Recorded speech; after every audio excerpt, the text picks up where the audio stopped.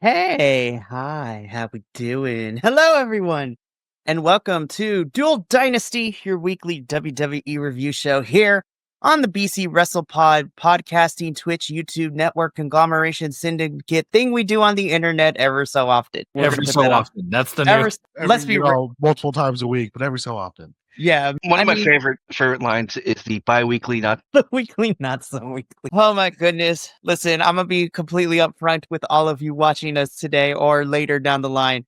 We are going to have some fun in the sense of making fun of this week's. Listen, WWE was rough this week. Like, I didn't even watch it. Yeah, we'll talk about it.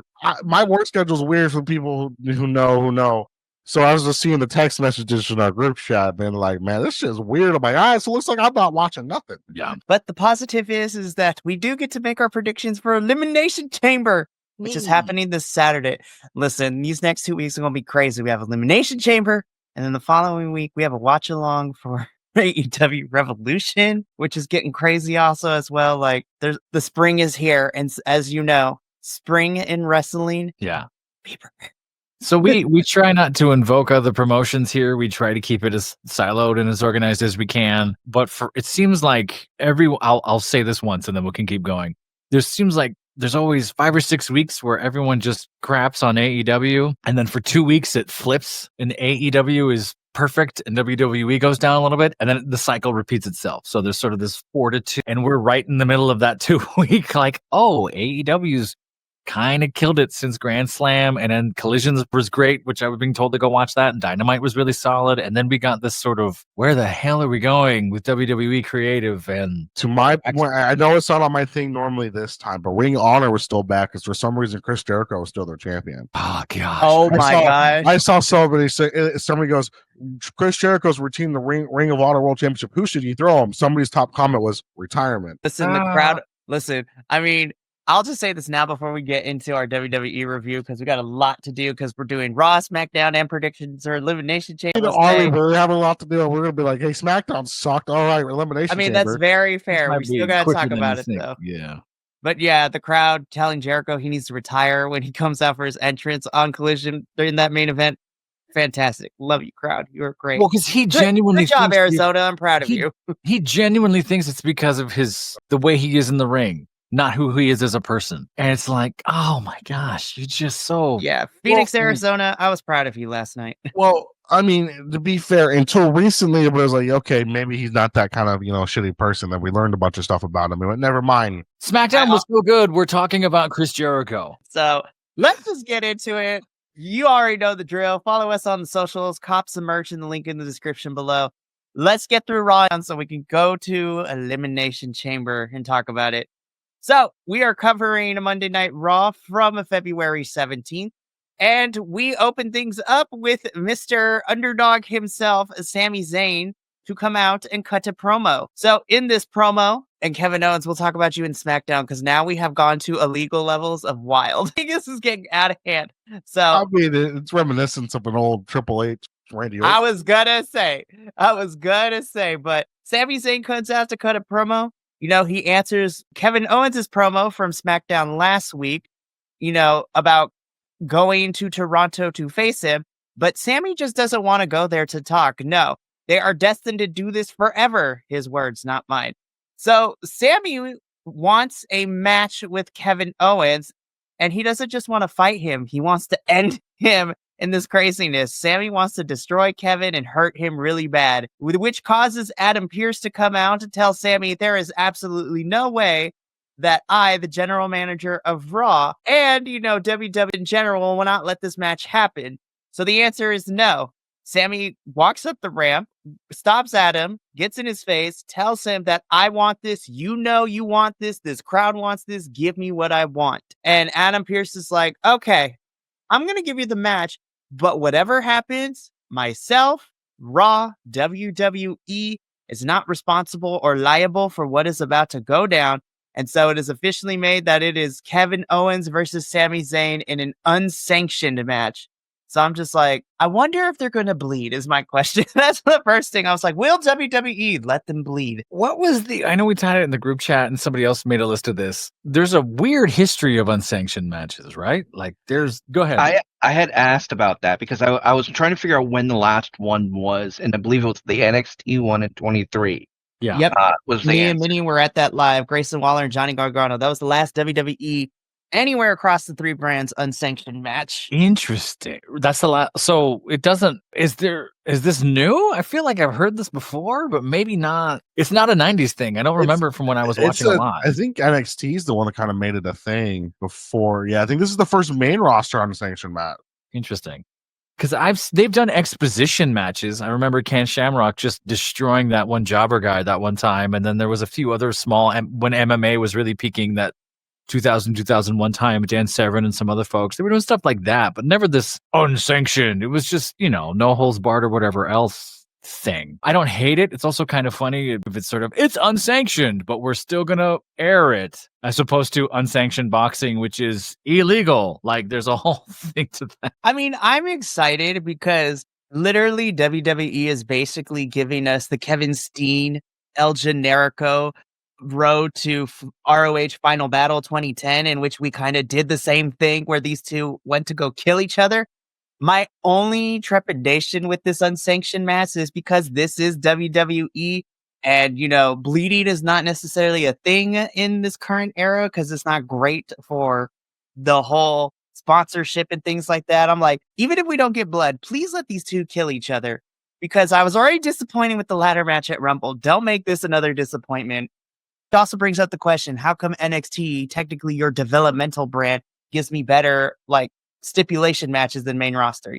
Y'all get it together. Well, it's because the man who used to be in charge of things didn't like change too much, or like to put people on polls. Yeah, they've been invoking his name in such ways too, like the guy who used to be in charge. I've heard that in a few interviews the last 2 weeks or so. I don't know. I don't hate this. Like I said, it doesn't have to be a blood and gore fest, but if you're gonna do something for spectacle, like we said, you got AEW over there doing crazy things. Guys getting wrapped in barbed wire and can't move, or et cetera, right? So it depends on your market, depends on who this is for. WWE's family-friendly image for the last 20 years, I'm not saying it's held them back. It's kind of given them the Disney of wrestling type of feel, right? Like what's at stake? And then you go over to GCW and see the exact opposite. So I don't know. Let's see where they let them go. Oof, it's going to get crazy. So again, I'm still excited for this. Just let Sammy and Kevin kill each other. WWE, just let it happen, please. Thank you. Let them kill each other and then retire and then be done with it. I'm tired of seeing Sammy and KO. Honestly, I agree. I'm not saying I'm tired of it. I mean, I'll watch it every time because I like them, but I feel like it's the two of them going against each other because creative doesn't know how to push them any other way. Right? Like exactly. But this is a reasonable kind of fight comparatively to he teamed back up with Roman Reigns. KO is like, fuck you. We spent 2 years trying to take this motherfucker down. He immediately went back and teamed up with them. What the fuck is wrong with you? Kind of thing. I mean, maybe, but then don't gaslight me with all the other stuff. Right. You're right. But at the same time, it's Sami Zayn versus Kevin Owens. They've been fighting each other for 15 years now? Oh, probably their whole lives, right? They've known each other for. Yeah. They are so comfortable with each other that we could cut promos in front of actual people's houses and show children on television, which we'll get to when we get to, because that was my whole thing. I'm like, that's a lawsuit waiting to happen. Oof, we'll talk about that because, listen, y'all know what I do for a living. There is such a fine line when it comes to posting images of children online in any capacity. So we'll get there when we get there. But let's get into our first match of Raw, which I actually thought, you know what? This wasn't as bad as I thought it was going to be. We have AJ Styles versus Dirty Dominic Mysterio. This was actually a really I thought this was a fun match. Of course, I figure AJ was going to win. You can't have him lose and coming back from injury, all that good stuff. Dominic out here always wrestling people upon their returns. AJ, Randy, all these people. I was like, dang, they must trust Dominic to get the reps in. So, I mean, I have nothing else to say. I thought this was a fun match. Happy AJ won. But this is what we need to talk about. First of all, that shirt catch, AJ, was clean AF. That was as clean as the freaking not Randy Orton, the Roman Reigns. Mike. Yeah. No look, Mike Sanchez. So we're teasing this again. I didn't watch Raw. I'm pulling it up now so I could look at some of the things that we're talking about. I saw this clip appear on the Instagram and didn't get it. I was like, oh, there's a promo where he threw a shirt to him. I had to watch it 2 or 3 times to realize what I had just seen. It was Like, no look, just catch. It was great. Okay, I said this last week, and unless WWE gives it to me at Mania, I'm sick and tired of Braun just beefing with everyone now. So give me my ladder match for the Intercontinental Championship at WrestleMania. And hopefully my theory will be proven more correct depending on what happens on Monday Night Raw tomorrow, because we have a triple threat with Ludwig Kaiser, Penta, and Pete Dunne. So if Braun makes his presence known in that match, then give me my ladder match for the IC title, because you have like 4 or 5 dudes who Braun is beefing with right now. If not, what are we doing? There are too many people in this mid card, and we're not doing anything with Braun right now. Who is he not beefing with? Hear me My out. Sure. Third elimination chamber match for the IC title. I remember the 2010 one. That one was awful. Anyways, there was a time period where we had mid card titles be defended in the chamber, and those I try to purge it from my memory. So I'm not trying to be mean, but AJ looks really white compared to Braun in this. Like, he is way white balanced, and Braun is way Caribbean. Like, not even close. He's very reddish brown. Yeah. Bronze Breaker. I mean, that's what we called him when he was in NXT. Me, Will, and Andrew. Yeah. It's like, but he doesn't look like beautiful Greek, Sicilian, Islander, Mediterranean. He looks like skin cancer. Like, it's not good when I see the two of them close. Braun is one shade away from being old college Braun Breaker getting caught in blackface. Like, listen, I love Braun, but I have told him through this review on many occasions, we need to hire somebody different for your bronze, or let your girlfriend, Izzy Dame, help you with that. It was Cora Jade before, but now it's Izzy. So let her help you. Oh, man. Yeah, just anyway. I mean, that Goldberg tattoo, that has lasted the test of time. Yes, it has. I just need something substantial with this Intercontinental Championship picture. And I'm also going to talk about that with our Women's Intercontinental Championship scene too, when we get there for it. But clean catch, AJ. Hopefully we develop something for WrestleMania. We have like 10 weeks until Mania now, which is crazy. So we'll see what happens with all of this. Oh, speaking of Intercontinental Championships, this was a #1 contenders match. And, I was not upset. I was like, I love me some Dakota Kai. We've been featuring Ivy Nile. Internet, don't come for me. Ivy should have won this. I love Dakota, but Ivy should have won this, especially since her and Lyra have been beefing for the last couple of weeks. Why are you going to let Dakota fight Lyra when we have a feud that you've been building with Lyra and Ivy? What is happening right now?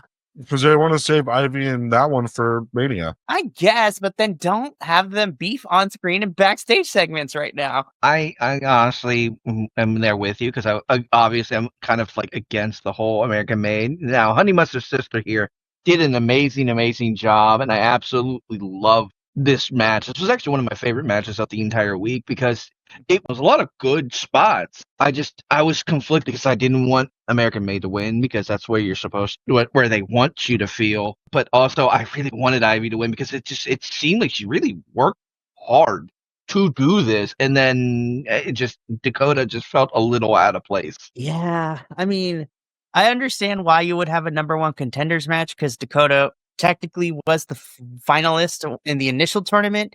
But again, on screen, you have been building this, arguments and backstage fights with an Ivy.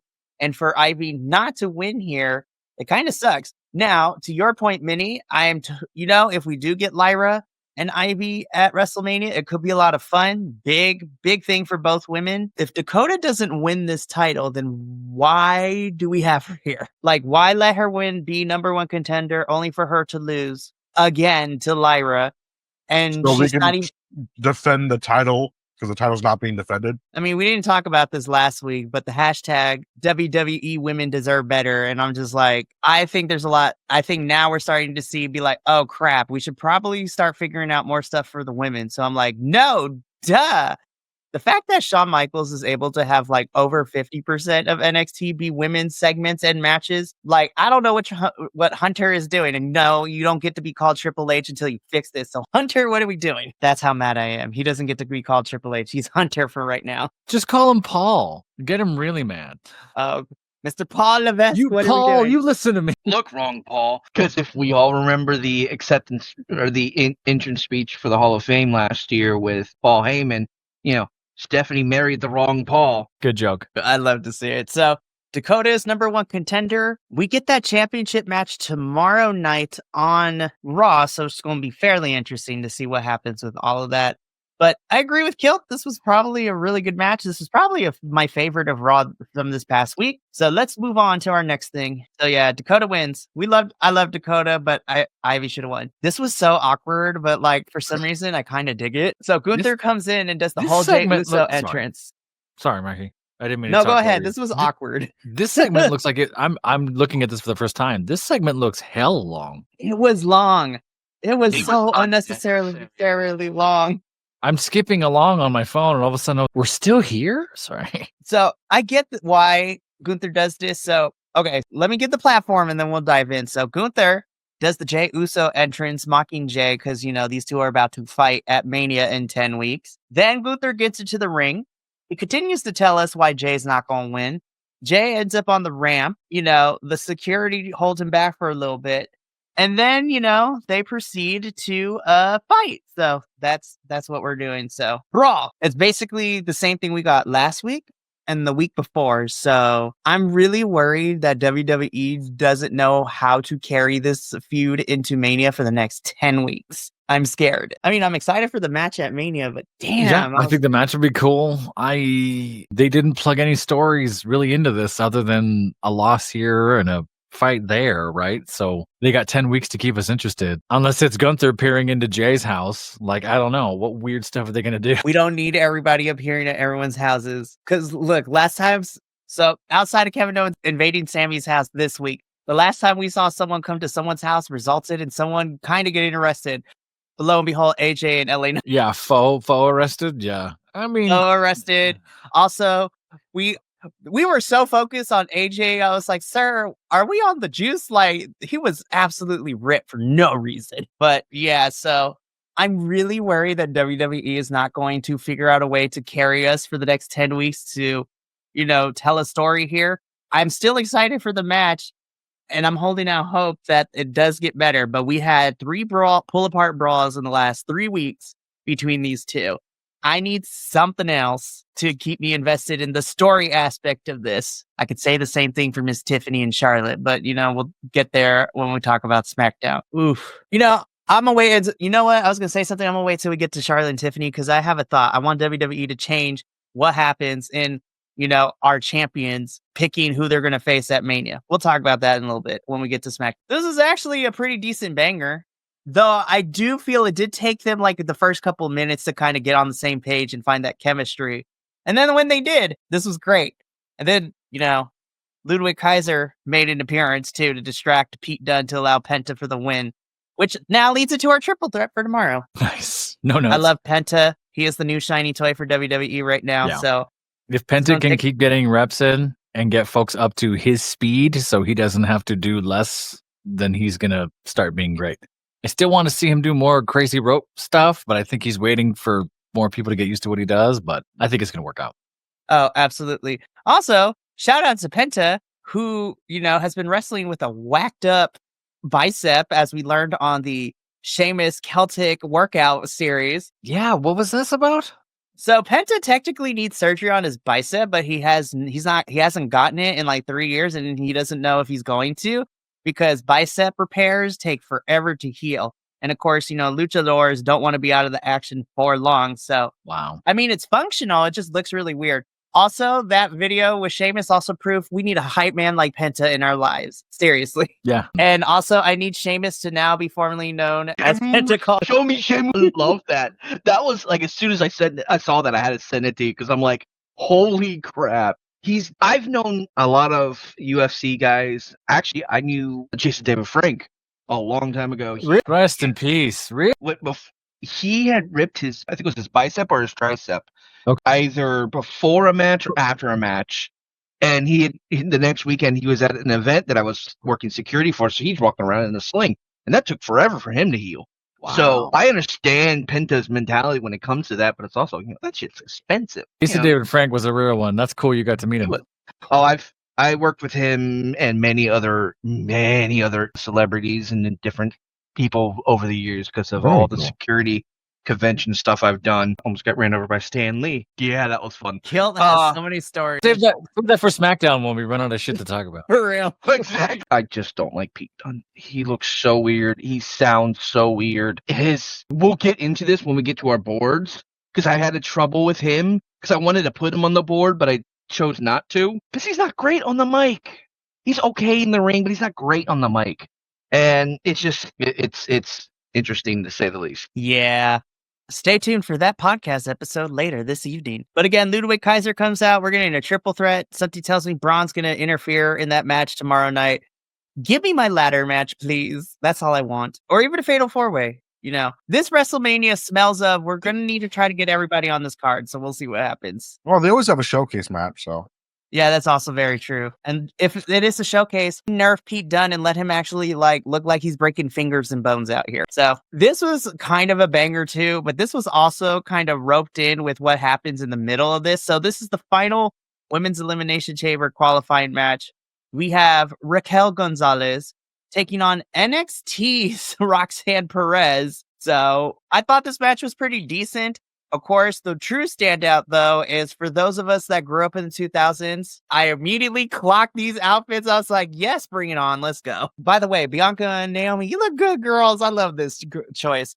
But this provided the distraction because these two went after Liv, which distracted Raquel, which allowed Roxanne to win. And Roxanne is your final woman in the Elimination Chamber. And I'm pretty sure we are setting up a tag team championship match tomorrow night, I believe, if I read it correctly, between Naomi and Bianca versus Liv and Raquel, especially what happened on SmackDown. Ladies, you deserved more. Stupid Rock cutting Naomi and Liv's match on SmackDown. How dare he? Anyways, that's all I have to say. Moving on. New sucks. The Boo Day. I love that everybody hates New Day. New Day's figured out how to do this. And I love that for them. I love this new heel New Day. Until we figured out that it's going to be them versus LWO for the 50th million time. I'm like, gosh darn it, WWE. Why? Kofi has a much better poker face than Austin, right? That's true. Because Austin always looks like he's just about to bust into laughter, no matter what. He's always has his eyebrows up like, I'm not trying to laugh. Like at any moment, he's just going to break. Yeah, so New Day tried to speak. Crowd doesn't let them. You know, they talk about attacking Rey Mysterio last week, which then props, LWO, the faction that Raw and WWE forget they have. And it's not even 100% Mexican out here because one of them's not even Latino, which is crazy to me. Wait, who? The guy in the hat, Joaquin Wild, he is Filipino. He is not Mexicano. Yeah, he probably knows more Spanish than the rest, than me anyway. But all right. Listen, I'm just telling you, Professor, just spend 1 or 2 weeks with me in Ensenada. We'll teach you real quick. Man, I feel like I know all the words. That's interesting, though. I don't know. I am not interested in this feud. I'm like, we've seen this already like 50 million times. Now, I'm excited to see Dragon Lee and everybody else get back in the ring and New Day actually fight more people, but I'm tired of this feud. I don't want this Lena Vega girl. You got out of this. You are now on SmackDown, which we'll talk about you in a little bit, but I don't really care about this. I was very sad with this part. Dare I say, I feel like this is Finn Balor's best match on television in what seems to be years. My God, this felt like a pay-per-view match. Though I will say the ref, you fucked it up. The momentum, this almost was my match of the night, but the ref and the not kicking out part, I was like, damn it, you guys. Oh, did they miss a kick out in here? Yeah, the crowd booed. We had to wait for 10, 15 seconds. Seth was mad at the ref. I was just like, oh my God, you guys, come on. Wait, they didn't kick out or the ref didn't? It was a little bit of both. It looked like Finn forgot to kick out, but the ref also notably stalled because he was waiting for the kick out. And then the kick out happened. The crowd was booing. Seth got mad. I think there was you just chew him out after that. Yeah, I think there was a little miscommunication somewhere within that match for that to happen. But this is where they're going crazy. Oh, yeah. Look at that. Yeah. I was had that not happened, this would have been my match of the night. Yeah, this is probably, out of all the matches besides the Honey Mustard Sister match, this is probably the best match of the week because literally this was a PLE or a pay-per-view or this was a match you really put on a special program because it was just intense. It was back and forth and back, pin at the special move to special move. And it just was insane. These two put on a They're hell two of a fucking performance. insanely talented wrestlers. Some of the best probably in the roster. That is very true. And again, minus that miscommunication, this was definitely in my top 2 of this week's Raw. Seth does win, and he is the final man. Netflix edited it. Oh, dang it. Netflix edited it out. Of course they did. The boos are still here. Seth getting mad is still here, but it cuts, and then it cuts away to Seth going to the ropes after it. They pulled Wow, that's and then, crazy. and they're all still booing, and the crowd is angry, and Seth's arguing. Ooh. Shame. That's wild to me. But again, Seth does pick up the victory. He is the final participant in the men's elimination chamber match. So that brings us to the end of Monday Night Raw. Overall, I think there was still some fun stuff. But now, man, Can we talk about like the thing we need to talk about and then move on? Or should we just glance over this? Or I don't know. you know what? Let's talk about it. If it prevents us from talking about SmackDown for like 2 minutes or so, let's do it. Well, I'm just saying the matches could have been better. It looks like they were all kind of heady. Fine. I didn't mind how it ended. I actually liked the tag match at the end. I thought that was actually kind of cool. I had no problem seeing Damian and Braun in there. That two just man meat doing man meat things. That was fine. The 2 things that are obviously standouts. Well, the 3 things, right? Is the Kevin Owens I'm stalking you promo, the Charlotte Flair I don't want to be here promo, and the miscommunication leading up to that, and The Rock, who is now Shansun stealing souls just because he can. Like, those are the 3 standout things. Yeah. But That's like we said, if this had been 2 years ago, we wouldn't have reviewed it. We would have skipped a week and talked about, hey, we missed last week because it was 2 out of 10. I know. But as wrestling reviewers, we must do our due diligence. We don't have to spend too much time on certain things. All right. And We'll then we talk can go and talk about Elimination Chamber. I mean, you have slides. We should look at all the slides. Yeah. I worked hard on these slides.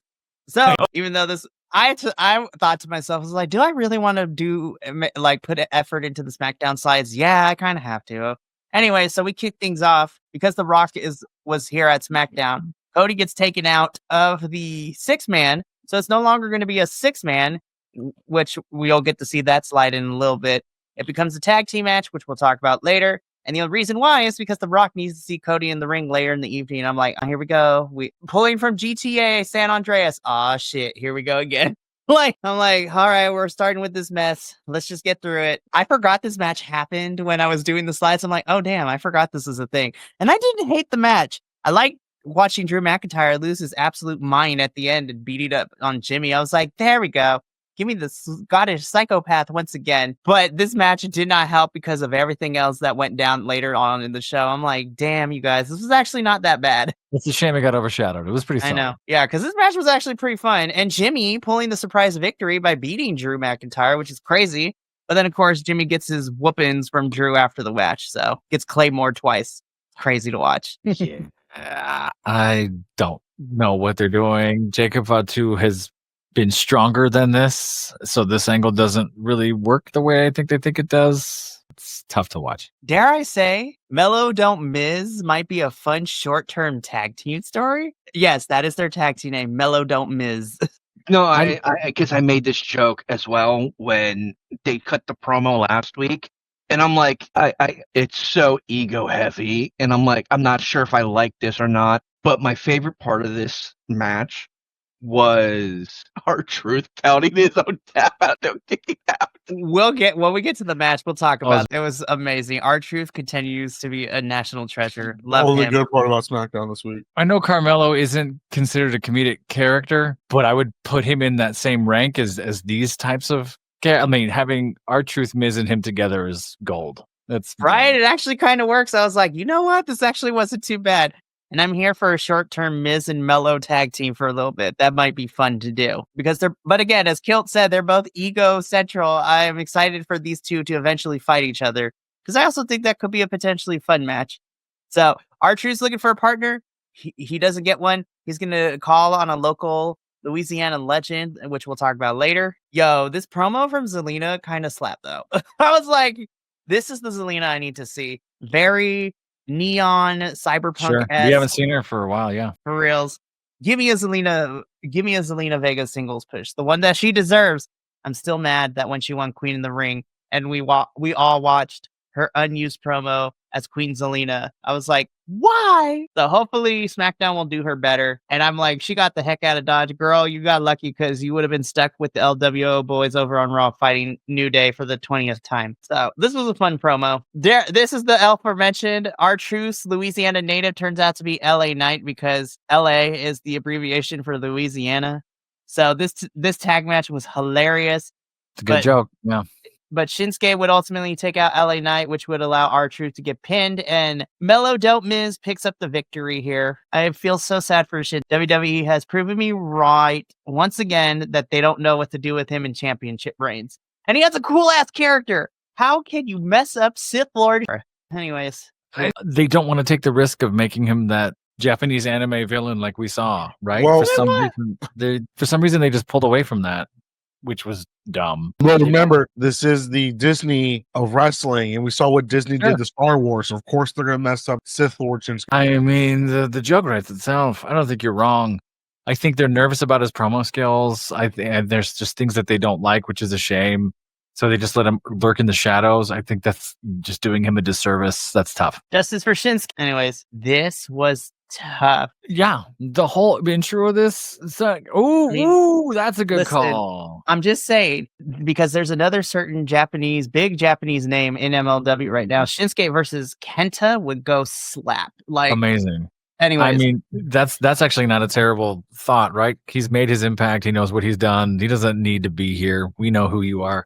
That's a good call. I was saying this before we started. It just felt like they were supposed to start a certain way. And now that it's a 3-hour show, there's all we need to fill there. The promo felt off.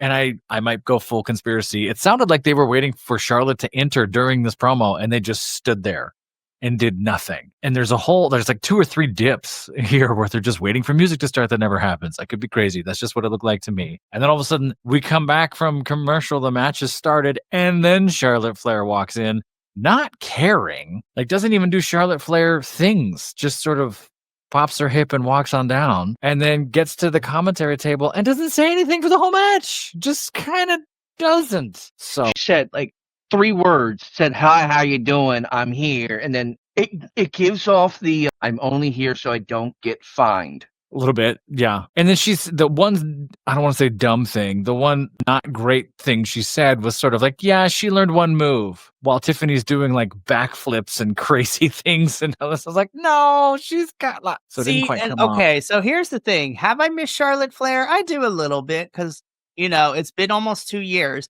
But again, whether it's her own choice, whether creative's telling her to do this, if it's a mixture of both, Charlotte always does this by burying her opponent. And for this one, I'm like, Charlotte Flair, like, hold the phone. I was like, Tiffany's been putting in the work for the last 3 or 4 years. And I can say that because I've been following her since she debuted in NXT. Yeah. And she's in trying to bury her in this type of way is not coming off the way that I think they think it is. And she's just, you know, it's not coming off fiery. She just seems disinterested. And again, it just feeds more of the back room. Charlotte Flair shows up and goes to the front of the line drama that we've been hearing. And then going out and mailing it in like this, not a great look.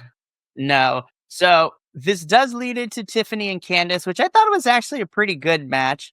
Tiffany does end up picking up the win here, but then Nia and Candice beat her up. Trish Stratus comes out and tries to do the save. And this image describes how I felt about this whole entire segment. Let me just sit down real quick. But doesn't. Just kind of taps him and then jumps off. Like, doesn't. Because Trish Stratus is like 54 years old. That's fair. I mean, I get it, but she can still go, lest we forget that cage match with her and Becky last year was phenomenal. I think that was my women's match of the year, I believe. Or not you. That was, wow, we'll talk about that. It was one of them for sure. This is fine. I mean, the match itself was okay, solid, not fun to watch, except for everything around it. Happy to see Trish. We can move on. Yeah, I'm like, oof. You know, there's some gleaming points here. SmackDown's kind of it's a little bit rough to this episode, but I was like, you know what? I'm going to continue to hold out hope. Again, these two look great. I love it. This promo was probably the best thing for me this whole episode. God, I miss Alexa Bliss on the mic. Or even if it's pre-taped, I miss her promos, and I'm so happy we got them back now. Also, we didn't talk about it. Tiffany Stratus missing that backflip and almost killing everybody. That was Whew, crazy. that could have been bad. Anyway, moving on. Yeah, so really quickly, again, Naomi and Bianca are here because they want Liv and Raquel. Alexa Bliss cuts my favorite thing of this whole episode. Yes, I was like, when we get to predictions, I was like, we shall see. Again, instead of getting Liv and Naomi one-on-one like it was originally scheduled, we just get a brief Raquel and Liv attacking them, and then they get laid out. I was like, fine. I still would have preferred a match, but whatever. And I blame that on Mr. Maivia over here. Okay, let's just rip the Band-Aid off. Lord have mercy. As soon as I saw this on Thursday that Rock was coming back, I'm like, man, he about to be on his bullshit again. I don't think he was this time, but at least he wasn't drunk like when he was on NXT. Holy shit, that man was like buzzed on NXT when he did his promo. That was wild to watch. And, I had a conversation with a good friend of mine, yesterday about this. And I'm just like, he brought up something excellent because it's The Rock. He can do whatever he wants, curse up a storm, get censored. But any other wrestler on this roster does it, they about to be fined or we won't see them on TV for like a couple of weeks. But Final Boss returns. The first thing that we are told is that WrestleMania 2026 will be taking place in New Orleans on April 15th and 16th, I believe is the date. So cool. Love that. Definitely excited. Both. It's right there on the screen. Oh, sorry. I can't see even with glasses. Anyways, this how mad I am about this whole segment. This promo happened. We can dissect it in a little bit, but this next shot is my face the entire segment. Well, actually, no. First it was this as soon as it started, and then this was me the entire time of this promo that I did not care about. I want your soul, brother. I thought if they had picked a direction, I think this could have worked, right? If this was all I want you to join me because you're my brother, fine. They kind of tried to marry the two, and it's odd. There's a lot of folks talking about that The Rock does these promos where he sort of flips from heel face. The Rock's always done that, though. That's The Rock's every promo going back to when he started was sort of which is fine, but pick a lane and stick with it. But invest in one, right? Yeah, I agree. It's sort of like, are you here to be this guy or are you here to be this guy? You could still have the wink at the audience. But yeah, I agree. It's sort of like, do you want them? I don't know. It's a little messy for sure. He's obviously just winging it because he's a billionaire now who's this. I was kind of saying this before. There was a time where I mentioned this before we started. This was the big he who shall not be named angle, right? I'm the boss. And then Stone Cold shows up and goes, I hate my boss. You hate your boss. Now we both hate our boss. This is the third time we've seen this storyline. And we know that WWE loves to recycle storyline because, like you said, it was Stone Cold. Then it was the Authority versus Bryan Danielson, Bryan too. Yeah. Now it's Cody in this position of the unsung hero. So Rock gives him the ultimatum. He wants Cody to be there at Elimination Chamber and give his answer whether he's going to join The Rock and give his answer at Elimination Chamber. We'll talk about that during our predictions, but I was just like, go, Kilt, go. Go, Kilt, go. Kilt has so many things. Oh my God, this, because you reminded me of this, going back to billionaires, and it just popped in my head. This could be a great JBL style direction, but they're just, the writing is bad. The promos is starting to become like nothing. He's probably playing like 16 different fucking movies in his head. I gotta prep for this, He's not focused. And it's so apparent. And he tries to go into his, you're a jabroni, I'm gonna rock bottom you mentality. Like, you see it a couple times. Like, he yells at someone in the office, I'll slap the syphilis off your lips. And I'm like, okay, but can we focus, please? It's just so distracting. This should have been like an off-camera, like a pre-recorded conversation. It should have been something completely different and not take up time on letdown. He was definitely amped up and had focus issues. Sure. I mean, it was all over the place. You could do a Ted DiBiase angle where it's sort of rich people, poor people stuff. Like, there's a lot of things you can do with this. I'm just not exactly sure what we're getting at here. I mean, this should have landed huge. And in the end, we landed, huh? And he wanted soul for. It's hard when, The Rock is the performer and on the board and calls these shots. You're this three-headed monster. What are you going to tell him? No, that's really seeing the birth of Cody Lander or sadly. That's what I was going to ask everybody. Steve Rhodes. That's the only Again. way this works. Again, And because The Rock has quote unquote inserted himself into this build to Mania now, I feel that it's about to get to quote Tyler the Creator, it's about to get sticky up in here for reals. Because you are either building to a Cody heel turn, which is what we've wanted for so long. Because listen, I like Cody, but to me, he works better as a heel than a babyface champion. Heel champion Cody Rhodes could be really fun. I don't know. Again, they've written themselves into a corner. I think the only answer is you heel turn Cody somehow. But then you're right. Like who's face? Like who comes for Cody and why? Like that's just not gonna. And again, they make more money than me, saying they make better decisions. But I don't know. I hate to say that I'm intrigued, but I'm intrigued. Not from I'm interested standpoint. I'm intrigued in now what are you going to do? This one's going to be interesting for sure. I did not have enough time to watch the taste of what we previously saw with Rocky. And also, we talked a little bit before we started, and I have to agree with Kilts here. We all knew that this was not going to end the way that it was going to. In a perfect world, Pretty Deadly get the surprise upset win, which would have been hilarious and amazing. But this is the real thing. We Street Profits interfere, causes a no contest. Motor City Machine Guns come out to try to, help everybody. They get beat down. On the one hand, I love seeing the Profits stand strong. This is what we've wanted from them for the long time. Now let's go to the next chapter. This is all I'm going to say. That's the downside is we got 2 weeks of promos.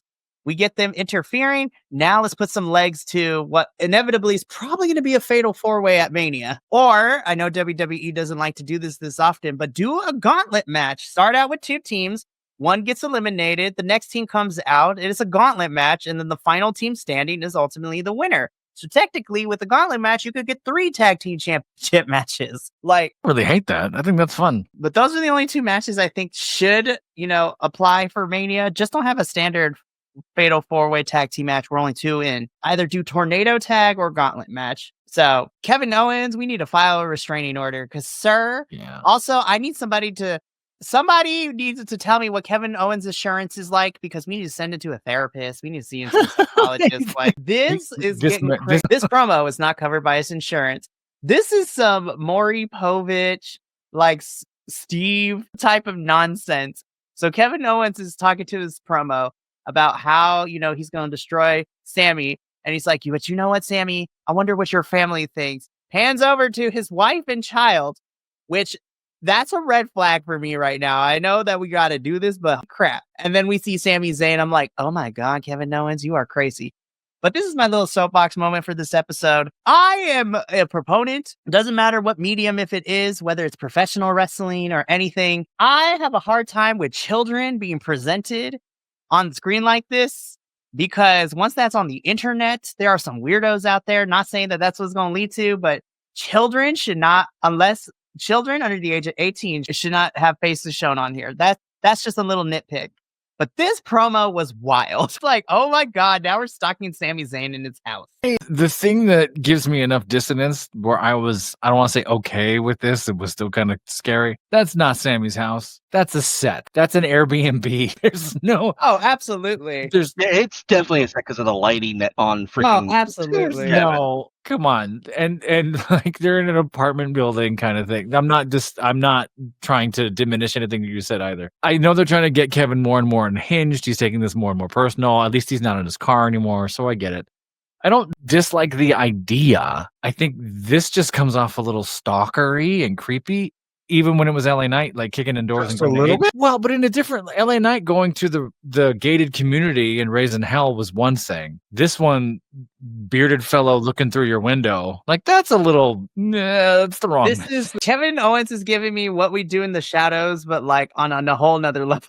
Sure. Yeah, sure. Sami Zayn's not wearing shoes. This is he's comfortable. And he's like, I can see your toes. That's what you're saying. Yeah. I mean, they're just in one of the communities. I have no free feet. The dog, dude. But it's odd. It's weird. It's creepy. I'm like, come on. The last time I saw something this extreme, so to speak, was when they did the bit where they ground up someone's chihuahua into fucking ground beef. Oh my! Someone. Who did that? This is back in the 80s. No, this was 90s. 90s. Oh, that's right, early 90s. I'll pull it up on. Give me like Wasn't 5 there Val Venus and the Yakuza where they were going to chop him up and turn him into a bunch of things? No, this is a whole different thing because No, okay, these are different things. That was just another thing that happened. no, but the whole Chihuahua being grounded up in terms of storyline though led to that awful dog kennel match where we actually had the dogs like with handlers and all that. Oh, People were stepping in shit.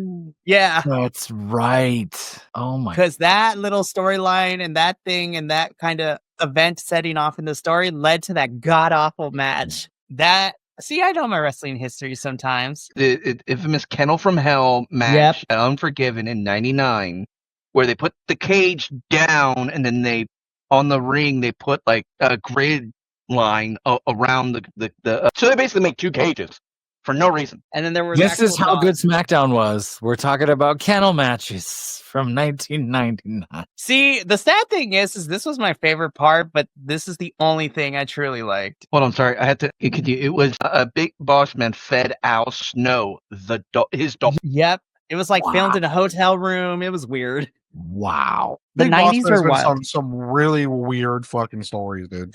For real. That's a whole topic too, where we could talk about weird storylines in wrestling. And 9 of them will have the Big Boss Man involved.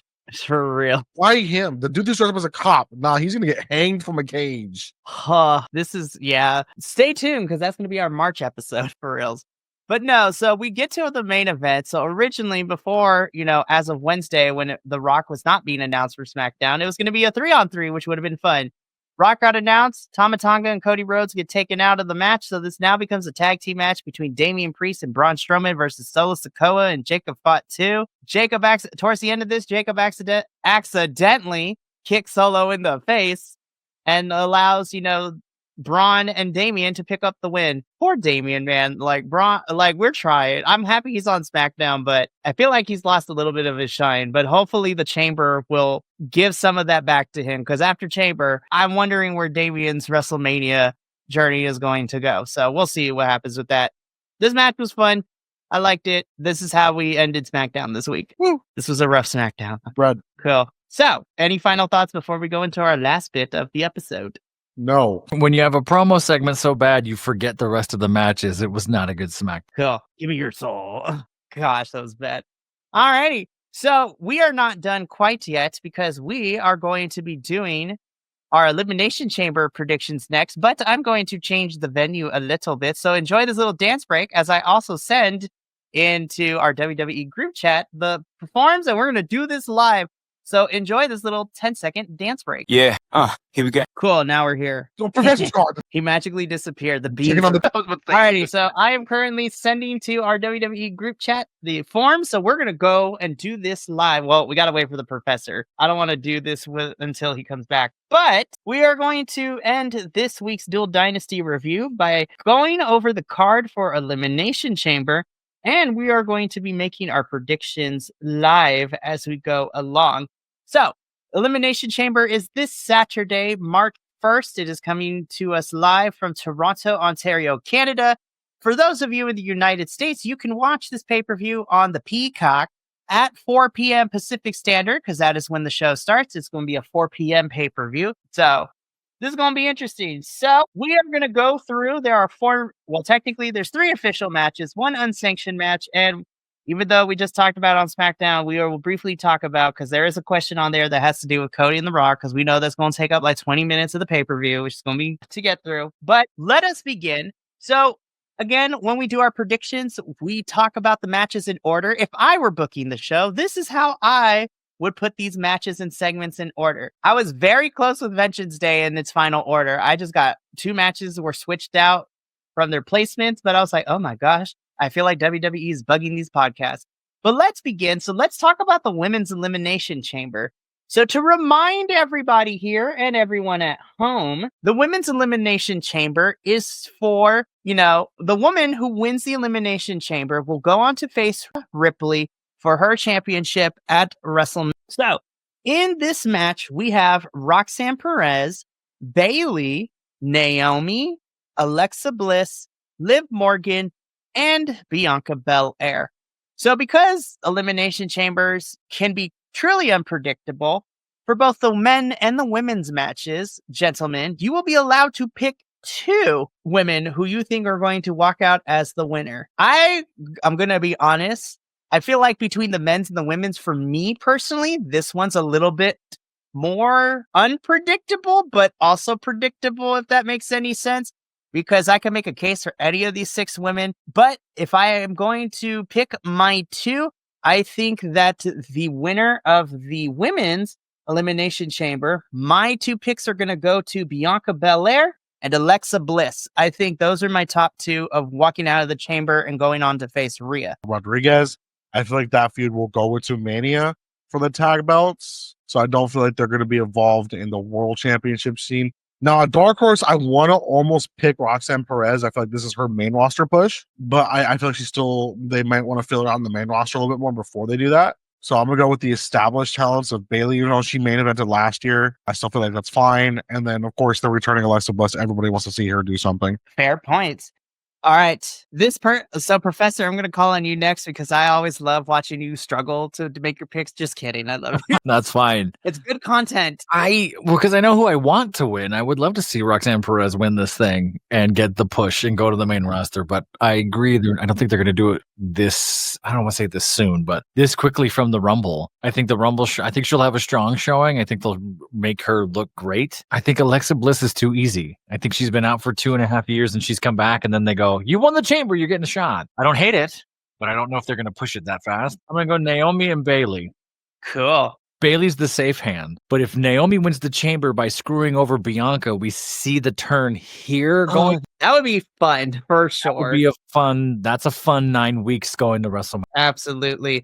And then Jade makes her reappearance too, which would be fantastic. Love that too. So finally, Guilty Boy, we come to you. Women's chamber, who are your 2 picks? So Minnie and I are on the same page. It's going to be Alexa Bliss or Bayley. I see Naomi and Bianca Belair, focusing on Liv so much that they get distracted and get taken out by Roxanne, Bayley, and Alexa. And then I think it's going to come down to Alexa Bliss and Bayley. And the reason I say this is because Alexa just came back. They're kind of pushing her story along, trying to almost not necessarily fast track it, but they're giving her a presence. And so most likely it's either going to be Alexa Bliss or Bayley, who's a former champion, who's, if I remember correctly, she's won an Elimination Chamber before, at least once. I keep forgetting if it's 1 or 2, but I think it's going to be one of the 2. I dig it. I'm going to be completely honest. I feel like I always say this, but I always end up enjoying the women's Elimination Chamber more than I do the men's every time we get to the chamber, but I'm actually looking forward to the men's. We'll talk about that in a little bit. So those are our picks for the women's chamber. So let's get into our second match, which is a tag team match, which sees Tiffany Stratton teaming up with Toronto legend herself, Canadian Trish Stratus, taking on the team of Nia Jax and Candice LeRae. I'm going to be completely honest. This was probably the easiest one for me to pick. I am going with Tiffany and Trish because I feel that with Tiffany going to Mania to battle Charlotte, you can't really have her lose right now. I mean, you can, and it could be one hell of a story where Tiffany has to build up back her confidence. But Trish is in the hometown, and Trish is she has the new special graphic on her entrance where it's 20 years of Trish Stratus. I was like, I don't foresee her losing in her hometown. So I'm going to go with Tiffany and Trish. You can't have the hometown hero, hometown legend losing her hometown. That makes no sense. And Candice LeRae, I feel like she's only in the match to take the pin. Same. We can't have another Montreal screw over. We can't. It is so important not to do that again. And with return, I'm kind of over Nia, and I like to see more of all the other 3 ladies in this match. But Nia is okay, you're there, cool, great. You have a lot of work behind the scenes that you really need to do. And we'll get into this later. Say that for years, brother. Yeah, we'll save that for our podcast episode tonight. I hope that Nia moves on from Tiffany after this. I want her to feud with somebody else now, but we're all on the same page. Tiffany and Trish are winning. Okay, so we don't need to spend too much time on this, but Rock is coming to Elimination Chamber. I would literally put this segment in the middle of the show so that way we can get it done and over with. So we can give the last 2 matches the time they deserve in my head. But Rock is coming to Elimination Chamber to hear Cody's answer. So this is a weird prediction question. Now, taking out of the maybes and the shenanigans that could go down, ultimately, what will Cody's answer be to The Rock's, proposal? I went back and forth with this. I have selected no.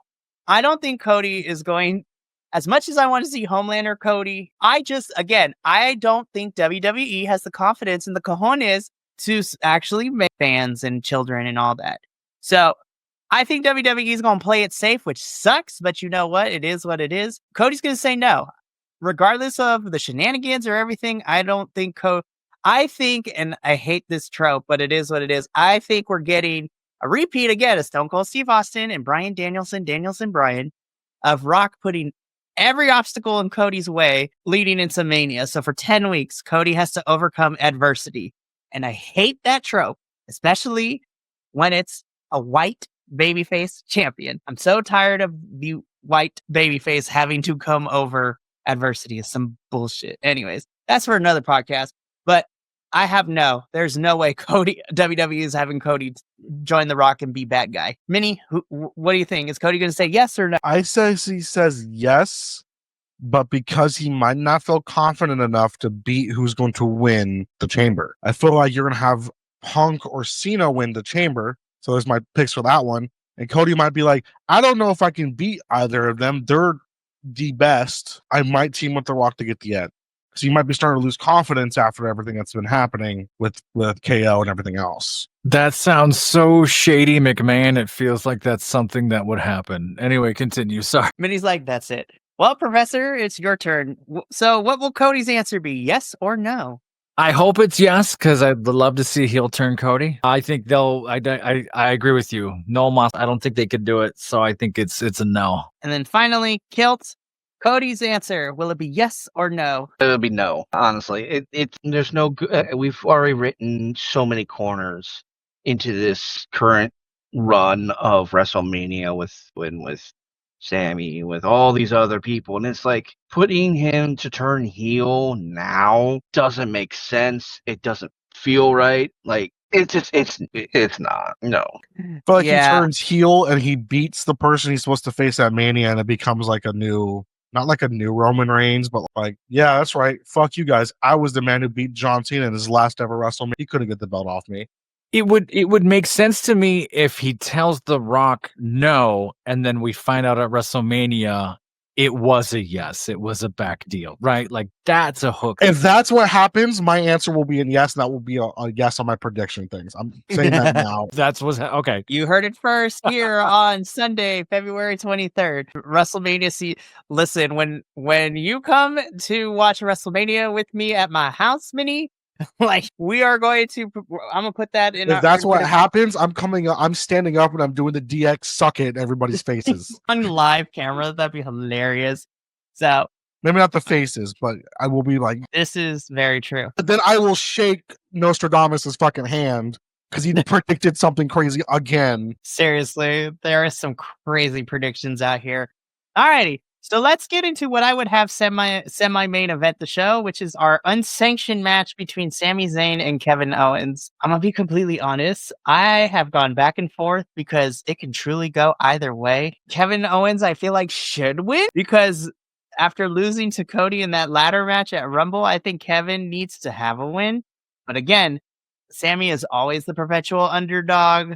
He is always, being put up against the wall and somehow manages to win. Hell, he shocked the hell out of us last year when he beat Gunther for the Intercontinental Championship with that brainbuster from the top, though, which was crazy to watch. Oh my goodness, this one's hard because Kevin, I feel like, needs to win. Sami can afford a loss, but Sami's always the underdog and he's going to win. But I'm going to give it to Kevin Owens for this one, because I think we get something at Mania between these two. And then Sami wins at Mania. But I'm going with Kevin Owens winning at Elimination Chamber here. So for me, I thought this match is going to go in one of two ways.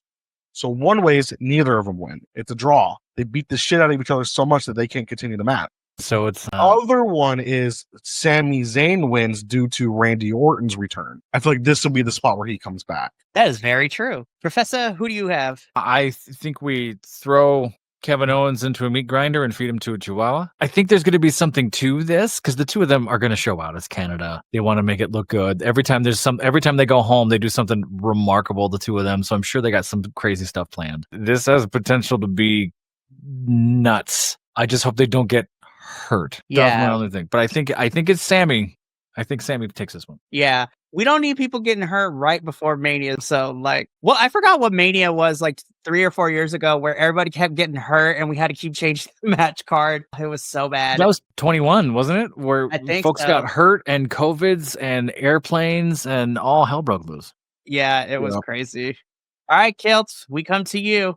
Unsanctioned match. Who walks out the winner? I think, I'm going to mimic Minnie on this one because I do think it's going to either be a draw, probably an RKO out of nowhere, but there's also a situation where I think this might be the last we see of these two for the next year. Like they take an extended hiatus and just, take time off to relax. I don't know what their contract is looking like. I just know that in my mind, this is going to be constant rehash until they both retire.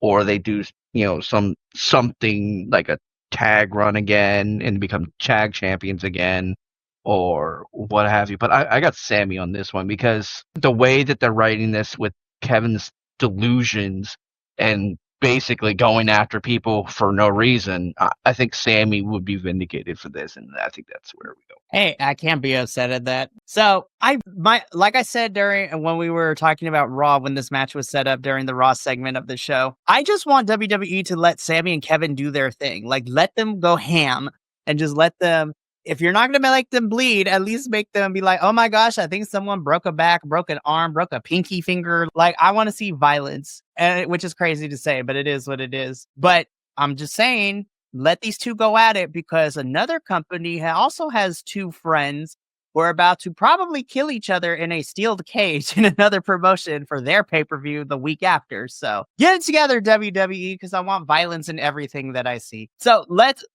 finally, what I'm pretty sure is main eventing the pay-per-view. It's going to be the men's elimination chamber. So we have our participants. Again, for those of you here and watching at home, the winner of the men's chamber will go on to face Cody Rhodes at WrestleMania. So we have Damian Priest, the viral sensation Logan Paul, Seth freaking Rollins, Drew McIntyre, the on his farewell tour John Cena, and the greatest in the world CM Punk. This was easier to pick. My two is either, I'm gonna be honest, as much as I would love to see a shock in Drew or Damian or even Seth, I eliminated Logan Paul immediately because I'm like, I swear to God, if somehow WWE is like, you know what, let him win this match, I'll be like, I'm not watching WWE until after meeting. Like, we're done. It's a wrap. No. But my two picks, this was easy for me. It's either going to be Cena or Punk. Like, to me, those are the two viable options here. I would love to, my third pick would be a Seth, but I have Cena or Punk going on to Mania. Like, we shall see what happens with all of that. But that is my picks. Minnie, which two do you have as your predictions for the men's chamber? I said Logan Paul and Logan Paul. No, I'm just kidding. It was, I said it earlier, it was Punk and Cena. I mean, Punk, I think, is going to take it because they need to give him his WrestleMania main event spot, which was supposed to happen earlier, but he tore his triceps. I feel like that's why he's there. Because, I mean, he is like half the age of everybody else in that match. Even like Seth could do it, but his knees probably won't let him. And Damian Priest and Drew McIntyre are just too big. So I think like Logan's there just for like the insane, oh my God spot. And then he's probably going to get. Yeah. Hey, don't count Damian out because last year he climbed up that cage and then he just dropped on people like Spider-Man. You're right, but also look who's also in the one person that can probably take that spot and be relatively okay would be Drew McIntyre. That's true. Last year. I feel like Logan Paul's just going to do like the big high flying spot and then everybody's going to hit him with all their finisher moves and then Seth is going to put 2 feet in the back of his head like it did the Roman Reigns. Oof. Yeah, so, I mean, hey, you know what? I agree with your points there. Professor, who you got for your 2 picks for the men's chamber? I'll do this in a different order now, and I will try to make this articulate. I don't think it's Damian Priest. I think they have other plans for him. I think they're going to shift him around. I think he's there because he's great in the chamber, and you can do a lot of great stuff with him. I don't think it's Drew. I think they want to keep the Drew crying. What did he say? Drew McIntyre? Well, I can't even remember it now, but it was such a good line. McIntyre. I think they keep the Drew McIntyre thing going for a little bit while longer. I don't think it's Seth Rollins. I think they have another idea for Seth Rollins, which leaves me to those three. I said this 2 weeks ago, and I still think it's going to be not John Cena, because John Cena's doing this thing where it's sort of, I'm going to try again and I'm going to lose. I'm going to try again and I'm going to lose. And he's going to keep on trying. That's going to be his big message, is never give up, even though all the odds are always against him. It's CM Punk or Logan Paul. And we're going to hate them for the Logan Paul one. Oh my gosh. They're going to bring all the heat. If Cody says no to The Rock and we get Cody Logan Paul, the heat of the world falls on Logan Paul. And they've been dying for it and they've wanted it. And that would be the huge thing. If Cody says yes, then it's CM Punk. And we get the CM Punk versus heel Cody at a WrestleMania, which is now a total, because now you have anti-establishment CM Punk against someone who's just been turned by a billionaire, Cody Lander. So I think that's a big storyline. And then you have something else for John Cena to do. You go, okay, I got one more shot. I got my Survivor Series. I got to get something going, and we can build that up a little bit longer, because they don't want to make it easy for John Cena either, right? They don't want the whole John Cena came back and got a title shot and got the thing. They want to make him pay some sort of the illusion of paying dues type of thing, right? But I think it's Logan Paul winning the chamber, and we burn the fucker down. That's amazing. And finally, Kilt, who are your two picks for the men's chamber? So I actually had to flip a coin for my second pick, because the obvious pick is going to be John Cena, just because they want to push this, they want to do this. But the thing I thought was going to be a thing was Cena was going to be present throughout the road to WrestleMania since the Rumble, not just in Rumble, Elimination Chamber, and then somewhere in the middle. He was filming another movie. It's the reason why he's not there. So in other words, it's going to be Cena because they're going to give the movie star what he wants, or it's going to be, I chose CM Punk after the coin flip. It kind of makes sense, especially if they do the heel turn for Cody and he goes to the establishment, and he does go to that. I wanted Damian Priest, just because I love Damian Priest. I think he's a great wrestler, and I actually love everything about him. Seth Rollins, nothing. Nice title or something else. You want to be Ric Flair. Anyway, and then that's how I feel. Sorry. And then obviously Logan Paul's, I don't want Logan Paul to do anything. I don't like him, his personality. I don't like his wrestling style for the most part. I just don't like him in a championship match, because he overtakes his ego, is what it does. It makes he wants to, obviously that's what he is. He's the ego of this. It's not necessarily a heel, but not necessarily baby. He's just the ego. I think that should be a new third term of wrestler. It's the ego wrestler, where they just think they're better than everybody else. It's not bad, they're not heel, but they're just ego. And Drew, he's just a little bitch. Move on. We love to see it. You're muted, Professor. No, I'm just nodding in agreement, like, nice. Yeah, no, I think that's all fun. I am not a Logan Paul fan at all. I hate him as a person. I've hated him for a long time. I've expressed that. But I cannot deny the athleticism and what he brings to some of these matches that I end up watching and going, oh my God, that just happened. What? I think Moneyball wise, that would be a ridiculous payday, especially if it's, going into WrestleMania, and they love them, their YouTube stars, and they love themselves these social media viral moment things. And this would potentially be one of the biggest, if not the biggest ever. So yeah, no, but I absolutely agree. I do think it's CM Punk. That's very fair. And with that, I'm just going to finish up and then hit the submit button. So make sure you hit submit with your picks, so that way we can have it recorded. I like how we did these live and filled out the forms live. So it makes it easier. Alrighty. But that does bring us to the end of our Elimination Chamber, predictions. And thus, that brings us to the end of Dual Dynasty this week. So, as you mentioned before, to kind of give you a preview of everything coming up this week, Tuesday, I'm not sure if we're 50-50 if there is going to be an AEW review. So, more information on that on Monday. Wednesday, we have NXT and CMLL. On Thursday, actually, Andrew and I, and anybody else who wants to join us, we will be covering the first ever Progress Wrestling review. So British Wrestling on VC WrestlePod. I'm so excited to do that pay-per-view with Andrew and anybody else who wants to be a part of that. For Progress, My Own Destiny review on Thursday. Friday, we have our TNA review. As I mentioned before, Saturday on Peacock at 4 p.m. Pacific, 7 p.m. Eastern is the Elimination Chamber, pay-per-view. PLE, whatever you want to call it. We will not be doing a watch along, but make sure to tune in 2 days later on Monday, March 3rd, as we will be covering the pay-per-view live. And just to let y'all know, it's about to get crowded because there are 5 of us on the WWE pay-per-view review team. So we're going to have a lot to say. It's going to be so fantastic. But that's going to be it for us at Dual Dynasty. From all of us here and the BC WrestlePod family, remember, take care of yourself, love one another, stay iconic, and more importantly than anything, you always deserve to finish your story. We shall see you later in the week for all kinds of fun at times, but until then, and, even though Minnie is currently not here, I think we're gonna let some other stars play us out. So, MXM Collection, take it away. Let's get out of here. Johnny TV style. Sebastian! You're in the shot, you bald idiot! You fool! Thank you so much for tuning in to another Vibe Tribe production. What's gonna happen next time? Well, you're gonna have to tune in to find out. But until then, remember, take care of yourself, love one another, and as always, make sure that you keep the good times rolling. Thank you for being here, and we'll see you next time.